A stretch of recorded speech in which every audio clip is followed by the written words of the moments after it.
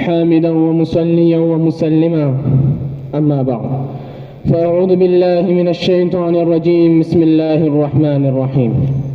Respected audience, faculties and my dear school friends, Assalamu alaikum wa rahmatullahi wa barakatuh. A very good evening to all of you present here. I am standing before you all to share my thoughts through my speech about life. Respected audience, life is a continuous ongoing process, and it is very, very precious than anything on the God's earth. You can buy anything except life. By giving this entire universe, you just cannot purchase even a single second. Life is all about adoring yourself, creating yourself. There is a very famous quotation that life can only be understood backward, but it must be lived forward. Respected audience, now must think and ask this question from yourself, that what is the aim of our life? For what purpose I am here in this world? What should I supposed to do? And what are the things and activities should be avoided? The only solely purpose of our life is just to bow our head in the front of Allah Almighty, well wishes and good orders.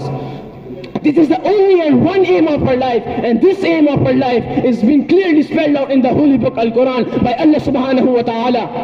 وَمَا خَلَقْتُ الْجِنَّ وَالْإِنسَ إِلَّا لِيَعْبُدُونَ. Dear audience, let me tell you this thing loud and clear, that the life is not of us. This is the mandate of Allah subhanahu wa ta'ala. This life, each and every organ of our body and the resources we have, these have been purchased from us by Allah subhanahu wa ta'ala in lieu of Jannah. Because Allah has said in the Quran, إِنَّ اللَّهَ اشْتَرَى مِنَ الْمُؤْمِنِينَ أَنفُسَهُمْ وَأَمْوَالَهُمْ بِأَنَّ لَهُمُ الْجَنَّةِ. After this, our own will and wishes have finished. It is a no more of us. It has to be utilized as the pure desire of our holy Creator.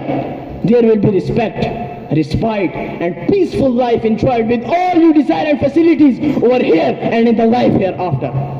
I am concluding my speech with this important saying by Allah subhanahu wa ta'ala, that Allah says, you must have someone in your mind, someone in your heart, someone in your dreams, someone in your life, but I am your someone when you have no one. Thank you.